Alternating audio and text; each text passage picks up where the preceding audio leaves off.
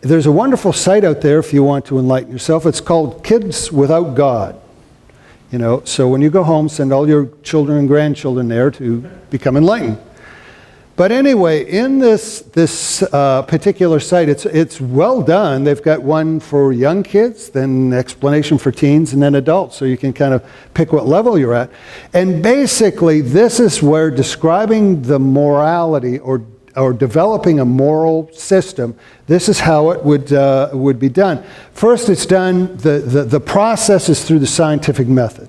Basically, observation, experimentation, analysis, and conclusion. Quick application of that is that, you know, I decide I'm going to beat up people to get what I want, so I go and try and beat up Ron. Ron's a better fighter. He's actually kung fu electrician and all that. So I lose the fight with Ron, hence I develop a morality. I won't use violence on people because it doesn't work so well, you know. And that's the reason, the only reason I don't do it is because it doesn't work. So that'll become a moral ethic for me. Reading on, they kind of put it in even better words here. It states this, your moral system, here's the objective. It is, this moral system produces happiness, their word again, happiness for the widest number of individuals. Your moral system is set up by what produces happiness for the greatest, or the greatest number of people. So you're using scientific method to set up this system of happiness for the greatest number of people. And then you have a moral system and all this. Well, let's take a peek at it. Let's look at the process of it. Scientific method. If the universe has a system, it is set up on stable and predictable laws. Hence, you can develop a method to discover the laws that exist. It's based on an order to the universe. And all science comes from this. Basically, the idea of all science still remains the same. Here's how science is to work. Is that it is an observance. It's a method of observing reality, but only material reality. It deals with the senses. It looks at with a non-judgmental eye. You don't judge what you're looking at. You're simply objectively quantifying what's going on. And then when you look at it, in other words, you're looking at it without a moral filter. You're just looking at what is. And then when you look at it, what are you looking at? You're looking at what is already established. I'm not trying to create anything. I'm looking at what's already there. I'm discovering. That's why we say we discover stuff in science. So science is this tool to observe, to not use morality, not that it's immoral, it's just amoral, and not to really create, but rather to observe what's already established. They're saying take the same system and use it to create morality, is what you're doing. In other words, everything that scientific observation is, they're using it for the exact opposite reason. So science is the wrong tool for the wrong job.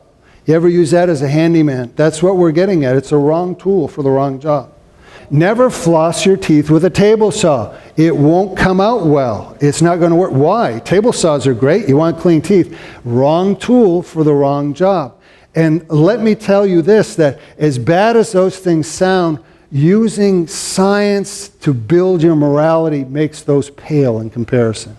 Makes them pale in comparison.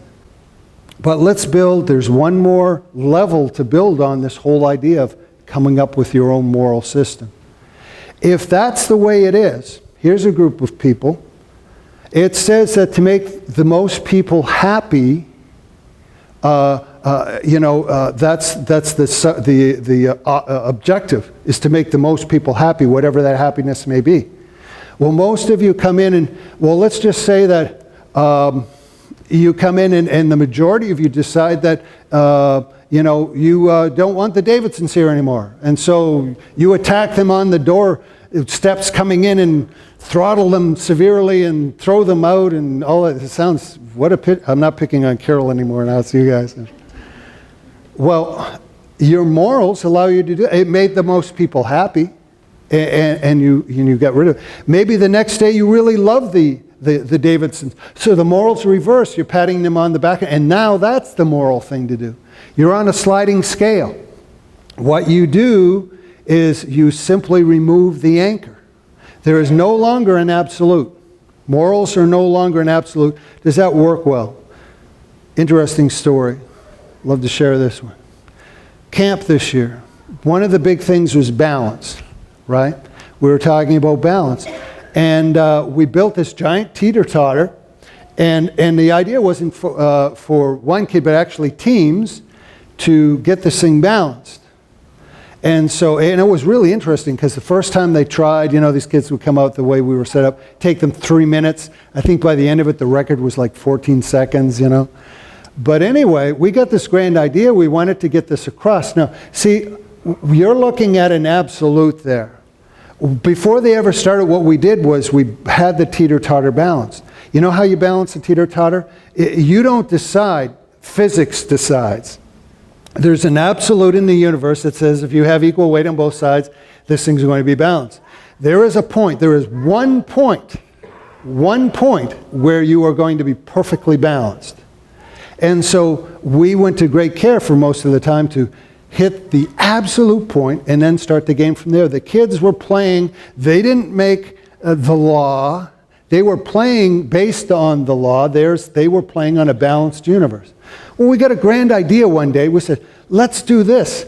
Let's at a whim move the fulcrum or the bottom thing and unbalance the whole thing and see how they do now. Well, so that's what we did. Even thoughts of doing it again another day, just kind of put it on a sliding scale and move it around. Well, that would be the one day the fourth graders get on, and the thing was, I won't say it was dangerous, but it was darn hard to try and balance this thing. It was all out of kilter to start with. So the kids and they were struggling to get this, and then the fourth grade class get on, and they looked like synchronized divers. They all got on, and this thing was just and then one started to fall, and they were all like, and then they all went right down the and then there was wailing and gnashing of teeth as people were claiming they broke their arm and their neck and all of this. But luckily nobody really got hurt, but we learned an important lesson. And it really fits, is that when you ignore the absolute, if you say there are no absolutes, people get hurt. People get hurt. So we've got these two things going on now. We've got the wrong tool for the wrong job on a sliding scale. This is the moral system that we're talking about putting into action here. Does it really turn out that bad then? I mean, kids on a teeter-totter is one thing, but does it really turn? Well, here's what history has to say. Maybe you knew a fellow by the name of Hitler. He had a great idea one day called the final solution. It is the epitome of humanist thinking. That's the essence of what's going on here. In humanist thinking, in the final, if you've read anything from Mein Kampf, right, his book on which it was all settled, basically my struggle in English, the whole essence was this: there is a group of people, a minority among the rest of us, that are very evil, and they're leeching the rest of society. So for the happiness of the widest amount of people, let's get rid of the smaller amount of people. And well, they followed that logic, and we ended up with a great spa known as Auschwitz. What happened in there? That was getting the happiness according to what he was saying, the greatest amount of people. Remember those two Greek guys, Hymenaeus and Philetus, we were talking about earlier? Well, this even fits here because you see, if you read Mein Kampf, it's all in religious language. Not that Hitler was religious, if you look what he did to the church, but it was all in religious lingo. You would have a religious reason. So you can be atheist in essence and still call yourself a Christian if you are not careful. If you are not careful.